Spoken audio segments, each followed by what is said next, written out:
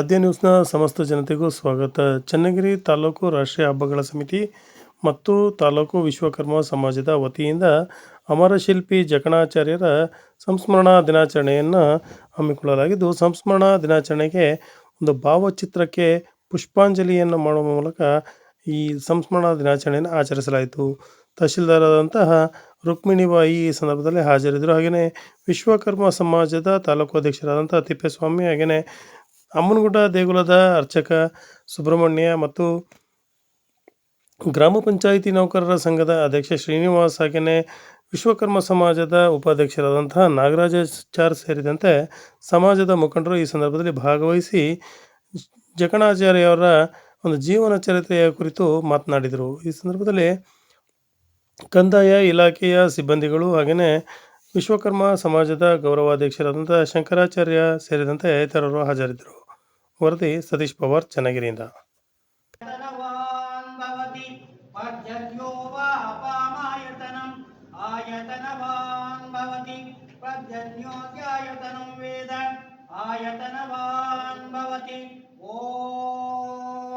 ರಾಜಾದಿರಾಜಾಯ ಪ್ರಸಯ್ಯಸಾಯುನೇ ನಮೋ ವಯಂ ವೈಶ್ರವಣಾಯ ಕುಮಾರರಾಜಾಯ ನಮೋ ನಮಃ. ಓಂ ಶಿಲ್ಪಿ ಬ್ರಹ್ಮಣೇ ನಮಃ, ಕಷ್ಟ ಬ್ರಹ್ಮಣೇ ನಮಃ, ಓಂ ಈಶಾನಾಯ ನಮಃ, ಓಂ ಶ್ರೀ ಗುರು ಅಮರ ಶಿಲ್ಪಿ ಜಗಣಾಚಾರ್ಯೇ ನಮಃ. ದಯಾ ಗುರು ನಮಃ ಪಾರ್ವತಿ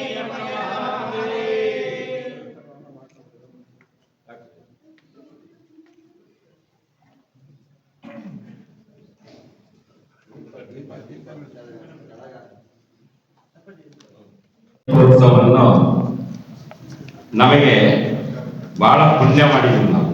ಯಾಕೆ ಅಂದ್ರೆ ಎಲ್ಲ ಜನಗಳಿಗೂ ವರ್ಷಕ್ಕೆ ಒಂದೇ ಜಯಂತಿ ಇರ್ತದೆ. ಆದರೆ ನಮ್ಮ ವಿಶ್ವಕರ್ಮ ಸಮಾಜಕ್ಕೆ 2 ಜಯಂತಿ ಸರ್ಕಾರವನ್ನು ಕೊಟ್ಟಿದೆ.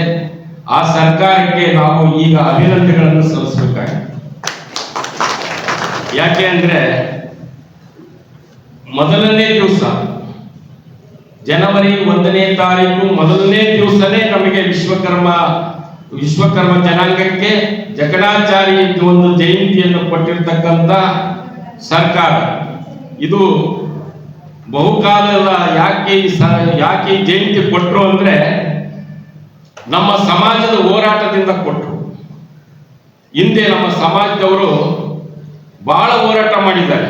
ಸುಮಾರು 20 ವರ್ಷಗಳಿಂದ ನಮ್ಮ KP ನಂಜುಂಡಿ ಅವರ ಸಾರಸತ್ವದಲ್ಲಿ ಗುರುಗಳನ್ನು ಕರ್ಕೊಂಡು ಇಡೀ 28 ಜಿಲ್ಲೆಗಳನ್ನು 28 ಜಿಲ್ಲೆಗಳಲ್ಲಿ ಪ್ರವಾಸ ಮಾಡಿ ಎಲ್ಲ ನಮ್ಮ ವಿಶ್ವಕರ್ಮ ಜನಾಂಗದವರಿಗೆಲ್ಲ ಎಚ್ಚೆತ್ತು. ಆಗ ನಮ್ಮ ಸರ್ಕಾರ, ಆಗ BJP ಸರ್ಕಾರ ಇತ್ತು. ಆ ಸರ್ಕಾರದವರು ಇವರು ಇಷ್ಟಕ್ಕಂತೆಲ್ಲ ಹೋರಾಟ ಮಾಡ್ತಾರೆ, ಇವ್ರಿಗೆ ನಾವು ಯಾಕೆ ಕೊಡಬಾರ್ದು ಅಂತ ಹೇಳ್ಬಿಟ್ಟು ಈ ಒಂದು ಜಕಣಾಚಾರಿ ಜಯಂತಿಯನ್ನ ಅವರು ಮಾಡಿದರು. ಮತ್ತು ವಿಶ್ವಕರ್ಮ ಜಯಂತಿಯನ್ನ ನವೆಂಬರ್ 17ಕ್ಕೆ ಆಚರಿಸಲಿಕ್ಕೆ ನಮ್ಮ ಸೆಪ್ಟೆಂಬರ್ 17ಕ್ಕೆ ಆಚರಣೆ ಮಾಡಲಿಕ್ಕೆ ನಮ್ಮ ಕಾಂಗ್ರೆಸ್ ಸರ್ಕಾರ ನಮಗೆ ವ್ಯವಸ್ಥೆ ಮಾಡಿತು. ಈ ರೀತಿಯಾಗಿ 2 ಸರ್ಕಾರಗಳು 2 ಜಯಂತಿಯನ್ನು ಕೊಟ್ಟಿರ್ತಕ್ಕಂಥ ಸರ್ಕಾರಕ್ಕೆ ಇವತ್ತು ತುಂಬು ಹೃದಯದ ಅಭಿನಂದನೆಗಳನ್ನು ಮತ್ತೊಮ್ಮೆ ಅರ್ಪಿಸುತ್ತೇನೆ.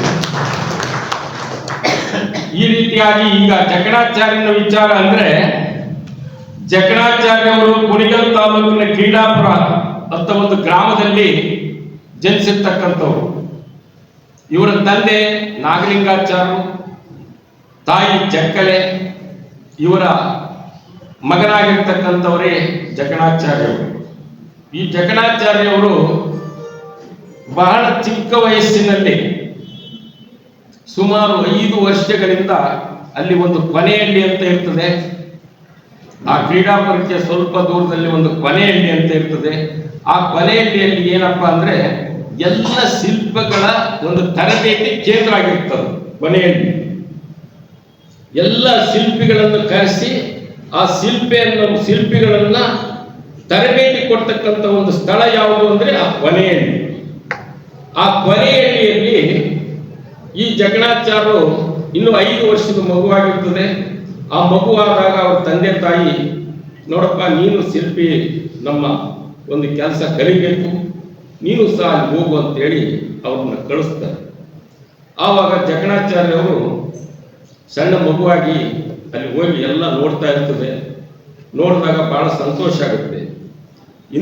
ಇಂತಿಷ್ಟು ಕೆಲಸಗಳನ್ನು ನಮ್ಮ ಕುಶಲವಾಗಿ ಕರ್ಮಿಗಳು ಕೆಲಸ ಮಾಡ್ತಾ ಇದ್ದಾರೆ ಅಂತ ಬಹಳ ಸಂತೋಷಪಟ್ಟು ಅವರ ತಂದೆಗೆ ಮತ್ತು ತಾಯಿಗೆ ಹೇಳ್ತದೆ, ನಾನು ಏನಾದರೂ ಕೆಲಸ ಮಾಡಬೇಕು ಅಮ್ಮ ಅಂತಂದು ಫಸ್ಟ್ ತಾಯಿ ಹತ್ರ ಕೇಳ್ತದೆ ಜಕಣಾಚಾರ್ಯ, ನೀನೇನು ಮಾಡ್ತೀಯಪ್ಪ, ಫಸ್ಟ್ ಏನಾದರೂ ಒಂದು ಮಾಡಬೇಕಂದ್ರೆ ಒಂದು ಮಣ್ಣಿನಲ್ಲಿ ಮೊದಲು ಮಾಡು, ಅದು ಚೆನ್ನಾಗಿ ಆಯ್ತು ಅಂದಲ್ಲಿ ಆವಾಗ ಮತ್ತೆ ಮರದಲ್ಲಿ ಇದು ಕಲ್ಲಿನಲ್ಲಿ ನೀನು ಶಿಲೆ ಮಾಡಬಹುದು ಅಂತ ಹೇಳಿದಾಗ ಆವಾಗ ಒಂದು ಜೇಡಿ ಮಣ್ಣು ತಂದ್ಬಿಟ್ಟು ಫಸ್ಟ್ ಒಂದು ಗಣಪತಿ ಮಾಡ್ತಾರೆ ಜಕಣಾಚಾರ್ಯ.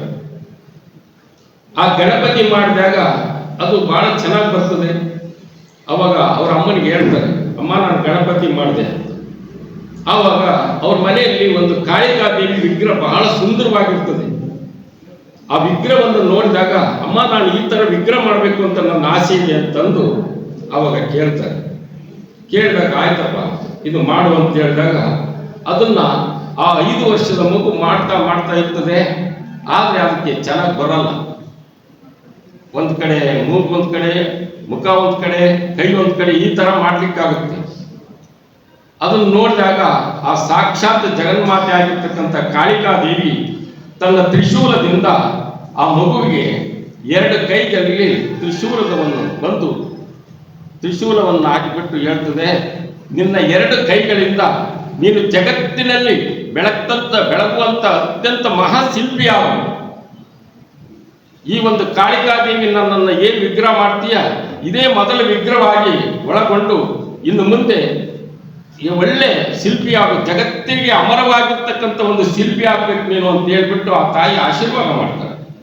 ಆವಾಗ ಅದೇ ರೀತಿಯಾಗಿ ಆ ಒಂದು ವಿಗ್ರಹ ಬಹಳ ಸುಂದರವಾಗಿ ಆಗುತ್ತೆ. ತಾಯಿ ಆಶೀರ್ವಾದ ಆದ್ಮೇಲೆ ಆವಾಗ ತಂದೆ ತಾಯಿ ನೋಡ್ತಾರೆ, ಬಹಳ ಚೆನ್ನಾಗಿ ಮಾಡಿದೀಯಪ್ಪ, ಎಷ್ಟು ಮುದ್ದಾಗಿ ಮಾಡಿದೀಯ ಮಗನೇ ಅಂತೇಳಿ ಅವರ ತಂದೆ ಆಗಿರ್ತಕ್ಕಂಥ ನಾಗಲಿಂಗಾಚಾರ್ಯರು ಮತ್ತು ತಾಯಿ ಜಕ್ಕಲೆ ಇಬ್ಬರು ಬಹಳ ಸಂತೋಷ ಪಡ್ತಾರೆ. ಅಂದಿನಿಂದ ಆ ಮಗು ಆ ಒಂದು ಕುಶಲ ಕರ್ಮಿಗಳಿಗೆ ಏನು ಕೆಲಸ ಮಾಡ್ತಿದ್ರಲ್ಲ ಆವಾಗ ಅಲ್ಲಿ ಸೇರ್ಕೊಂಡು ಅವ್ರು ಮಾಡ್ತಕ್ಕಂಥ ಏನಾದ್ರು ಲೋಪದೋಷಗಳಿದ್ರೆ ಅವ್ರಿಗೆ ಹೇಳ್ತಕ್ಕಂಥ ಒಂದು ಶಕ್ತಿ ಆಗಿರ್ತಕ್ಕಂಥ ಜಕಣಾಚಾರ್ಯ ಆ ಕಾಲದಲ್ಲೇ ಆಗ್ತಾರೆ.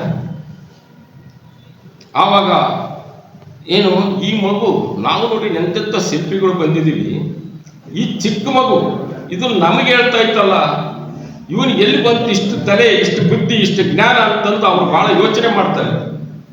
ಯೋಚನೆ ಮಾಡಿದಾಗ ಅವಾಗ ಏನೋ ದೈವ ಪ್ರೇರಣೆ ಇರ್ಬೋದು ಈ ಮಗುವಿಗೆ, ನಮಗೆ ಹೇಳ್ಬೇಕು ಅಂದ್ರೆ ಅಂದಾಗ ಆಗ ಬಹಳ ಮಾಡ್ತಾ ಮಾಡ್ತಾ ಮಾಡ್ತಾ ಮಾಡ್ತಾ ಬಹಳ ಸುಂದರವಾಗಿ ಮಾಡ್ಕೊಂತ ಬರ್ತಾರೆ.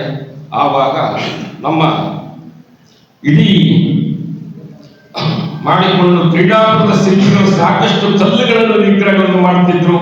ಈಗೆಲ್ಲ ಜಕಣಾಚಾರ್ಯರು 5 ವರ್ಷದ ಬಾಲಕರಾಗಿರುವಾಗಲೇ ಅತ್ಯಂತವಾಗಿ